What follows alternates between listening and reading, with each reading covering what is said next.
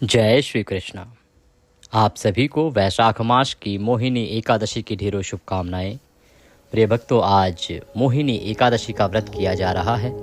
सूर्य के मुख से एकादशी है, सूर्य का उदय एकादशी में हुआ है और द्वादशी युक्ता एकादशी भी है, क्योंकि 12:30 बजे के बाद द्वादशी आ जाएगी। इसीलिए यह उत्तम दिन है, परम कल्याणकारी दिन है। आज के दिन एकादशी का व्रत करना अति पुण्यदायी है। आप में से जिस भी किसी ने व्रत किया है, आप सभी को व्रत की ढेरों शुभकामनाएं। भगवान श्री हरि आपकी सभी इच्छाएं पूरी करें। इस वीडियो में हम सुनेंगे एकादशी की व्रत कथा, मोहिनी एकादशी की व्रत कथा जो पुराणों में वर्णित है। वह कथा जो एकादशी के व्रत पे सुनी जाती है और सुनी जानी चाहिए, जिसके सुनने मात्र से ही आपका व्रत पूर्ण होता है। इस कथा की महिमा इतनी अधिक है कि यदि किसी ने व्रत ना भी किया हो और वह भी इस कथा को सुन ले, तो इस कथा के सुनने मात्र से ही 1000 गाय दान करने का फल उस व्यक्ति को प्राप्त हो जाता है। 1000 गौदान का फल। इस प्रकार से ये कथा पुण्यदायी है, ये तिथि पुण्यदायी है। वैशाख मास की मोहिनी एकादशी के बारे में हमने पहले भी बताया है कि ये तिथि सभी प्रकार के पापों का नाश करने वाली है। आपके जीवन में किसी भी प्रकार का क्लेश है, संकट है, तो उसका हरण करने वाली है। आज के दिन कुछ कर्म बताए गए हैं, जैसे कि व्रत करना चाहिए, दान करना चाहिए। आज के दिन घड़े का दान, जल का दान और अन्न का दान अति श्रेष्ठ बताया गया है। आप सभी ज्ञानी जन हैं, आप जानते हैं कि वैशाख का महीना चल रहा है और वैशाख में दान की महिमा बहुत अधिक है। अब तो 26 दिन हो गए हैं और हम 26 दिन से बता रहे हैं कि वैशाख से बढ़ के कोई महीना नहीं है दान करने के लिए। और वैसे भी जो अंतिम 5 दिन है ना, जो एकादशी से आरंभ होते हैं, मोहिनी एकादशी से, इन 5 दिनों की तो महिमा और भी अधिक है। वैशाख के 25 दिन एक तरफ और ये 5 दिन एक तरफ, इनका पुण्य जो है वो उन 25 दिन के बराबर है, एकादशी से और पूर्णिमा तक। कारण क्या है? कारण ये कि जो समुद्र मंथन हुआ था वह पूर्ण हुआ था और आज के दिन जब अमृत कलश निकला था तो भगवान श्री हरि विष्णु ने मोहिनी रूप धारण किया था, मोहिनी के रूप में अवतरित हुए थे। भगवान का यह अवतरण दिवस है, भगवान का यह प्रकटीकरण दिवस है, जब उन्होंने मोहिनी रूप धारण किया था। आज के दिन किया जाने वाला दान, पुण्य, जप, तप सब अक्षय हो जाता है। इसका फल कई हजार गुना बढ़ जाता है। तो आइए अब हम कथा सुनेंगे। आपको एक चीज और बताएं कि इस एकादशी की जो महिमा है उससे कहीं अधिक महिमा द्वादशी की है, वैशाख की, और वैशाख की भी शुक्ल पक्ष की द्वादशी की। आपको हमने बताया भी था, पुराण बताते हैं, शास्त्र बताते हैं कि वैशाख मास के शुक्ल पक्ष की जो द्वादशी तिथि है ना, उसका यदि व्रत किया जाए, पूजन किया जाए, दान किया जाए, तो उस पर एक चावल का दान, चावल और दही का दान यदि कर दिया जाए तो वो 1 करोड़ ब्राह्मणों को भोजन कराने जितना फल आपको देता है।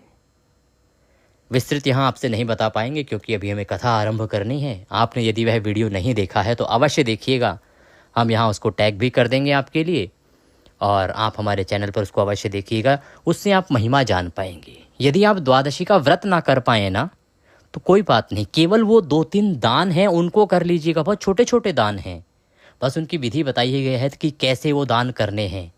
वो छोटे छोटे दान द्वादशी तिथि के दिन आपको अथाह पुण्य देंगे। इनका वर्णन हम आपकी जानकारी के लिए पारण के वीडियो में भी करने वाले हैं, उसमें पूरी विधि बताएंगे, क्योंकि वो पारण का जो वीडियो है हमारा वो द्वादशी पर ही आधारित होता है। कैसे पारण करना है, कैसे पूजन करना है, उसी में हम बताएंगे कि वो कौन कौन से दान हैं जो इस द्वादशी पर आपको करने चाहिए यदि आप व्रत नहीं कर पा रहे हैं द्वादशी का, और किस प्रकार से आप अपने जीवन को संवार सकते हैं। अद्भुत महिमा है साहब इस द्वादशी के दानों की। लिए कथा आरंभ करते हैं। आशा करते हैं आपने पूजन कर लिया होगा।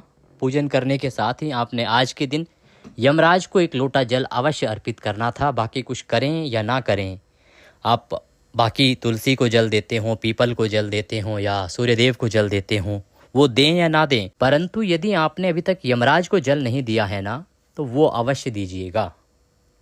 वैशाख मास की एकादशी का पुण्य फल जो भी आप व्रत कर रहे हैं, कथा सुन रहे हैं या जो दान करने वाले हैं, उस सब का फल आपको तभी मिलेगा जब आप 1 लोटा जल आज यमराज को अर्पित कर देंगे।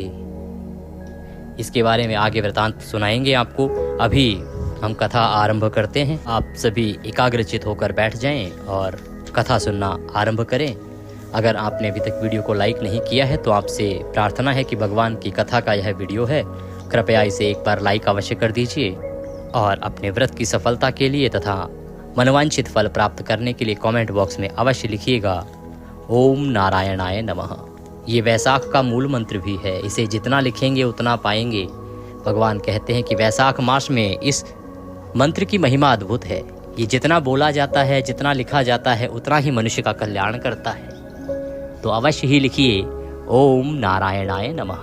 आप देख रहे हैं देवभूमि ज्योतिष संस्थान का प्रतिष्ठित यूट्यूब चैनल देवभूमि धार्मिक। हम यहाँ पर जो कथाएं सुनाते हैं, जो जानकारी देते हैं, वो ज्योतिष शास्त्र, पुराण और पंचांग पर आधारित होती है। हम इधर उधर की बातें नहीं करते। जो शास्त्रों में लिखा होता है, मुहूर्त आदि के बारे में, व्रत आदि के बारे में, जो पुराणों में लिखा होता है, कथाओं के बारे में, वही आपको बताते हैं। तो सही जानकारियाँ प्राप्त करते रहना चाहते हैं तो चैनल को सब्सक्राइब अवश्य कर लीजिएगा और सब्सक्राइब करने के बाद बेल आइकन के निशान को अवश्य दबाइएगा। जब आप सब्सक्राइब करते हैं तो उसके बाद एक बेल का निशान आता है, घंटे का निशान आता है बना हुआ, उसको अवश्य दबाइएगा, तभी आपको हमारे वीडियोस मिलने आरंभ होंगे। आइए, अथ वैशाख शुक्ला एकादशी व्रत कथा मोहिनी एकादश्यायाम व्रत कथा प्रारंभ। धर्मराज युधिष्ठिर कहने लगे कि हे कृष्ण, वैशाख मास के शुक्ल पक्ष की जो एकादशी है उसका क्या नाम है और उस एकादशी की कथा क्या है? इस व्रत की क्या विधि है, क्या नियम है, कैसे ये करना चाहिए? कृपा करके विस्तार पूर्वक ये कहिए, मेरी इसे सुनने की बड़ी इच्छा है। भगवान श्री कृष्ण मुस्कुराए और कहने लगे कि हे धर्मराज, मैं आपसे एक कथा कहता हूं। इस कथा को महर्षि वशिष्ठ ने श्री रामचंद्र जी से कहा था। जब आप इस कथा का श्रवण करेंगे तो इस कथा के श्रवण से आपके सभी सवालों के आपको उत्तर प्राप्त हो जाएंगे। इस एकादशी का क्या नाम है, क्या विधि है, सबसे पहले किसने इसे किया था, क्या पुण्य इसके करने से आपको प्राप्त होता है और क्या नियम होने चाहिए। एक समय श्री रामचंद्र जी बोले, हे गुरुदेव, कोई ऐसा व्रत बताइए जिससे समस्त पाप और दुख नाश को प्राप्त हो जाएं। मैंने सीता के वियोग में बहुत से दुख भोगे हैं, अतः आप कोई व्रत बतलाइए। महर्षि वशिष्ठ बोले, हे राम, आपने बहुत सुंदर प्रश्न किया है। आपकी बुद्धि अत्यंत शुद्ध और पवित्र है। यद्यपि आपके नाम का स्मरण करने से ही मनुष्य पवित्र और शुद्ध हो जाता है, तो भी आपका यह प्रश्न लोकहित के लिए बहुत ही सुंदर है। वैशाख मास में जो एकादशी आती है उसका नाम मोहिनी एकादशी है। इस एकादशी का व्रत करने से मनुष्य सब पापों तथा दुखों से छूटकर मोह जाल से मुक्त हो जाता है। ये एकादशी अत्यंत कल्याणकारी है, सभी प्रकार के मोह से आपको मुक्त कर देती है, सभी प्रकार की परेशानियों का यह हरण कर लेती है। अतः यह व्रत दुखी मनुष्यों को अवश्य करना चाहिए। जो भी कोई मनुष्य किसी भी कारण से दुखी है, परेशान है, उसे ये व्रत अवश्य ही करना चाहिए। इससे मनुष्य के सब पाप और दुख नाश को प्राप्त हो जाते हैं। अब मैं आपको इसकी कथा कहता हूँ, उस कथा को ध्यान पूर्वक सुनिए। सरस्वती नदी के किनारे भद्रावती नामक एक नगरी थी। वहां पर द्युतिमान नामक चंद्रवंशी राजा राज्य करता था। इसी नगरी में धन धान्य से पूर्ण पुण्यवान धनपाल नामक एक वैश्य भी रहा करता था। वैश्य क्या होता है आप सभी जानते होंगे। वैश्य का अभिप्राय है आज के समय का व्यापारी। व्यापारी को वैश्य कहा जाता है। तो वहां पर एक पुण्यवान धनपाल नामक वैश्य रहता था। पुण्यवान अर्थात वह बहुत अमीर तो था, धन दौलत तो थी, परंतु धर्म कर्म के कार्य बहुत करता था, बहुत ही पुण्य कर्म करता था। वह अत्यंत धर्मात्मा और विष्णु भक्त था। सदा भगवान विष्णु की भक्ति किया करता था और धर्म कर्म के कार्य किया करता था। उसने नगर में भोजनालय बनवाए, कुएं खुदवाए, प्याऊ लगवाई, सरोवर बनवाई, धर्मशाला आदि बनवाए और सड़क पर आम, जामुन और नीम आदि के अनेकों वृक्ष लगवाए थे, जिससे कि जो आने जाने वाले राहगीर हैं उनको छाया मिल सके और वातावरण भी शुद्ध रहे। उस वैश्य के 5 पुत्र थे। उन 5 पुत्रों का नाम था सुमना, सद्बुद्धि, मेधावी, सुकृति और धृष्ट बुद्धि। इन पांचों में जो दृष्टबुद्धि नाम वाला पांचवा पुत्र था ना, वो महापापी था। वह पितृ आदि को नहीं मानता था और वो वेश्या और दुराचारी मनुष्यों की संगति में रहा करता था और उनकी संगति में रहकर जुआ खेलता था, पर स्त्रियों के साथ भोग विलास करता था तथा मद्य मांस आदि का सेवन करता था। मद्य मांस अर्थात मदिरा पीता था, मांस आदि खाता था। इनके अतिरिक्त अन्य अनेक कुकर्म भी वह अपने पिता के धन को नष्ट करने के लिए करता था और अपने पिता के धन को इन कुकृत्यों में बर्बाद किया करता था। वेश्याओं के साथ उनके गले में हाथ डालकर फिरता था। इन्हीं कारणों से उसके पिता और भाइयों ने तथा कुटुंबियों ने उसको घर से निकाल दिया और उसकी निंदा करने लगे। घर से निकाल देने के बाद वह अपने गहने और कपड़े बेचकर निर्वाह करने लगा, अर्थात अपना जीवन चलाने लगा। जब सब धन नष्ट हो गया तो वेश्या और दुष्ट संगी साथियों ने भी उसका साथ छोड़ दिया। आप जानते ही हैं, सृष्टि का यही सच्चाई है कि जब तक आपके पास देने के लिए कुछ है तब तक आपके साथ सभी दुराचारी लोग रहेंगे, लेकिन जो दुराचारी हैं वो तब भाग जाएंगे जब उनको लगेगा कि अब तो आपसे कुछ मिलने वाला ही नहीं है। इसी प्रकार से जब वह धन दौलत सब उसका समाप्त हो गया तो वेश्या और दुष्ट जो साथी संगी थे वो उसको छोड़ के भाग गए। अब वो भूखा और प्यासा रहने लगा और इस कारण से अत्यंत दुखी रहने लगा। अन्य कोई सहारा उसके पास था नहीं, अतः कोई सहारा न देखकर वो चोरी करने लगा। क्योंकि कोई कर्म करना उसको आता नहीं था, अतः उसने चोरी करना शुरू कर दिया। एक बार वह पकड़ा गया, परंतु जो राज्य के कर्मचारी थे उनको लगा कि ये तो वैश्य का पुत्र है, तो वैश्य का पुत्र जानकर उसे छोड़ दिया, क्योंकि नगर में उस व्यापारी अर्थात उसके पिता का बहुत अधिक मान सम्मान किया जाता था। इस कारण से उसको छोड़ दिया गया।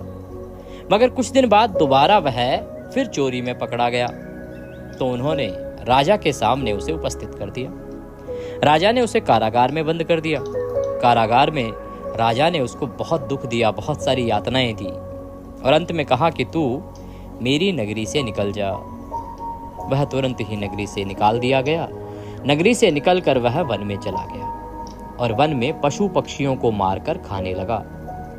कुछ समय के पश्चात वह बहेलिया बन गया और धनुष बाण लेकर पशु पक्षियों को मार मार कर खाने लगा। एक दिन वह भूख और प्यास से दुखित होकर खाने की खोज में फिर रहा था कि तभी कौंडिल्य ऋषि के आश्रम पर पहुंच गया, क्योंकि वहां वन में ही जंगल में ही कौंडिल्य ऋषि का आश्रम था और वह अपने शिकार को खोजता खोजता उनके आश्रम में पहुंच गया। भगवत कृपा से उस समय वैशाख मास था और कौंडिल्य ऋषि गंगा स्नान करने गए थे और गंगा स्नान करके आ रहे थे। उनके जो वस्त्र थे वो भीगे हुए थे, तो भीगे वस्त्रों के छींटे पड़ने से उसको कुछ सद्बुद्धि प्राप्त हो गई और वह मुनि के सामने हाथ जोड़कर कहने लगा, हे मुनि, हे महर्षि, मैंने अपने जीवन में बहुत पाप किए हैं। आप उन पापों से छूटने का कोई साधारण और बिना धन का उपाय बतलाइए।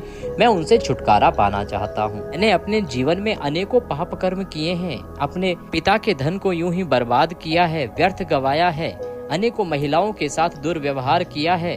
हे ऋषिवर, मैं इन सभी पाप कर्मों से मुक्ति चाहता हूँ। मुझे कोई उपाय बताएं और मैं उसे अवश्य करूँगा। इस प्रकार उसके दीन वचन सुनकर ऋषि ने ध्यान लगाया और ऋषि कहने लगे कि ध्यान देकर सुनो, मैं तुम्हें उपाय बताता हूँ। तुम वैशाख शुक्ला एकादशी का व्रत करो। इस एकादशी का नाम मोहिनी है और इससे तुम्हारे सब पाप नष्ट हो जाएंगे। तुम पुनः शुद्ध मनुष्य हो जाओगे और भगवान के परम धाम को प्राप्त करोगे। ऋषि के ऐसे वचन सुनकर वह अत्यंत प्रसन्न हुआ। उसने हाथ जोड़कर निवेदन किया कि ऋषिवर, मुझे इस एकादशी का विधान बताएं, विधि बताएं कि किस प्रकार से इसका व्रत करना चाहिए। मैं इस व्रत को अवश्य करूंगा। ऋषि बोले कि वैशाख मास के शुक्ल पक्ष की एकादशी तिथि जिस दिन सूर्य के मुख से हो, उस दिन आपको सुबह ब्रह्म मुहूर्त में उठना है। ब्रह्म मुहूर्त में उठ के और पवित्र नदी में स्नान करना।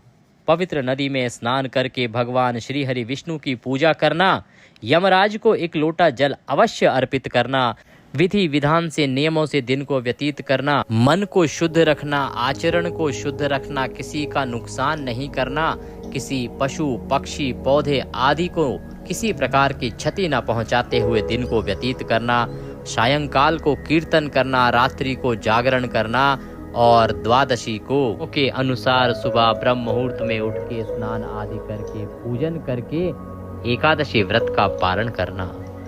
इस प्रकार तुम इस व्रत को करोगे तो अवश्य ही तुम्हारा कल्याण होगा। इस प्रकार विधि को जानकर वह बहेलिया अत्यंत प्रसन्न हुआ और एकादशी के आने पर उसने ऋषि के द्वारा बताई गई विधि के अनुसार ही मोहिनी एकादशी का व्रत किया। हे राम, इस व्रत के प्रभाव से उसके सब पाप नष्ट हो गए और वह सभी सुखों को भोगकर अंत में गरुड़ पर चढ़कर विष्णु लोक को गया। इस व्रत से मोह आदि सब नष्ट हो जाते हैं। संसार में इस व्रत से श्रेष्ठ कोई अन्य व्रत नहीं है। इसके महात्म्य को पढ़ने अथवा सुनने से 1000 गौदान का फल प्राप्त होता है। जो व्यक्ति इस कथा का श्रवण करता है, सुनता है या सुनाता है, उसे भगवान श्री हरि विष्णु का परम धाम प्राप्त होता है। बोले विष्णु भगवान की जय। इसी के साथ ये कथा यहाँ पर पूर्ण होती है। कथा के बाद आपको विष्णु सहस्त्र नाम का श्रवण भी करना चाहिए। हमने आपके लिए विष्णु सहस्त्र नाम का वीडियो अपलोड किया है, तो आप अवश्य ही विष्णु सहस्त्र नाम सुनिएगा। विष्णु सहस्त्र नाम के साथ आप नारायण रक्षा कवच भी सुन सकते हैं, आपके लिए अति कल्याणकारी रहेगा। और इसका श्रवण करने के बाद भगवान की आरती कीजिएगा। आज के दिन फल का भोग लगाइएगा। नियमों के अनुसार एकादशी का जो व्रत है उसको कीजिएगा, पालन कीजिएगा, ब्रह्मचर्य का ध्यान रखिएगा, अन्य नियमों का भी ध्यान रखिएगा। और कल पारण दिवस है तो आपको सूर्योदय से पहले अवश्य ही उठ जाना है। उठने के बाद के जो कर्म हैं वो हम आपको पारण के वीडियो में अवश्य बताएंगे। तो आज हमारा पारण का वीडियो 1 बजे आने वाला है, उसको अवश्य देखिएगा। आप जानते हैं कि प्रत्येक एकादशी पर पारण जो है महत्वपूर्ण होता है और हम आपके लिए शास्त्रीय जानकारी उसमें लेके आते हैं। कैसे करना है पारण, क्या भोग लगाना है, क्या विधि रहेगी, क्या नियम रहेंगे। और फिर ये जो एकादशी है मोहिनी एकादशी वैशाख की, इसकी तो द्वादशी की महिमा बहुत अधिक है। तो द्वादशी को पारण के साथ और कौन से वो दान है जिससे कि आप इस व्रत के पुण्य को हजारों गुना और 1000 करोड़ गुना अधिक बढ़ा सकते हैं, ऐसा पुराणों में वर्णित है। तो वो कौन कौन से कार्य हैं जो आपको पारण के साथ करने हैं। इस एकादशी का पारण बहुत अधिक महत्वपूर्ण है, ध्यान दीजिएगा। तो वीडियो अवश्य देखिएगा जिससे कि आपका व्रत सफलतापूर्वक हो और इस व्रत के साथ ही आप द्वादशी के जो कर्म हैं उनका फल भी प्राप्त कर सकें। वीडियो को यदि अभी तक लाइक नहीं किया है तो आपसे प्रार्थना है कि एक बार लाइक अवश्य कर दीजिएगा। भगवान श्री हरि का आशीर्वाद प्राप्त करने के लिए अपने व्रत की सफलता के लिए कमेंट बॉक्स में अवश्य लिखिएगा ओम नारायणाय नमः या जय श्री हरि। भगवान सबका कल्याण करें। आप देख रहे थे देवभूमि ज्योतिष संस्थान का प्रतिष्ठित यूट्यूब चैनल देवभूमि धार्मिक। हरे कृष्णा।